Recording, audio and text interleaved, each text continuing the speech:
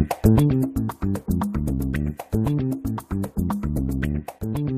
everybody, we're at Adobe Max talking to developers today. Developers who have used the Air application to create awesome apps for your Sony tablet.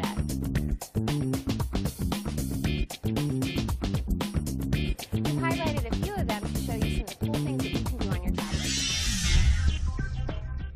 So our application is called Age of Defenders, and it is a multiplayer tower defense game where your duty is to defend your base, but in the same time attack your opponent and try to destroy him. You can start building some units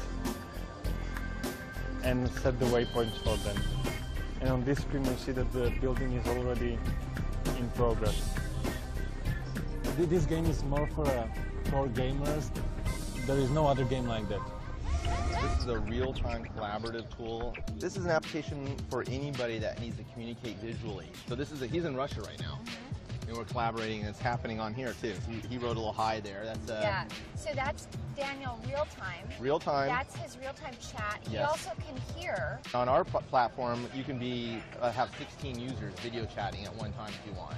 And you can all be sharing a common piece of media Yes. that you're all collaborating with. Absolutely, and that's what's happening here. On our platform, you can the front-facing camera gives you a really great chat experience. Now, this is all sitting within the tablet experience. This is better than Skype right now on tablet. So Versus Band is an interactive children's book. Our age target is from 2 years and up. It's about a big party in Firefly Forest, and all the animals are preparing for it, and then Sylvester's band goes missing. So obviously you can't have a party without the band. This is how the layout is. We have a center area which contains all the illustrations, and that's also where you can interact. So you can make the rabbit throw plates. And folks can't hear this at home, but there's some fun audio that goes with it too. Sure, it has full audio. It even has an English voiceover reading aloud. Here you actually have to turn it on the side. You can see the animals are hanging on a rope, and this reacts realistically to me turning the device. So now I'll fall down like this.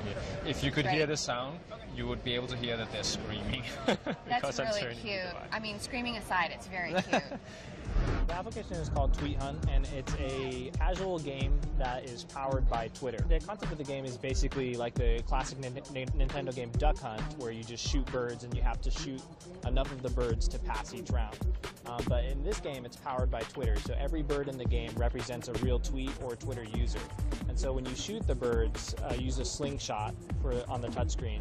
Shoot a bird, it'll fall down, and the actual tweet that bird represents kind of comes out in a little speech bubble. So while you're playing the game, you're actually kind of consuming social media at the same time. The game is Conveyor.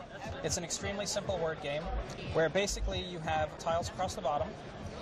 You have a hook that swings with the accelerometer, and your goal is very simply to make as many words and get as many points as you can before you run out of time. As soon as I start playing, the clock starts ticking, and we just start making words.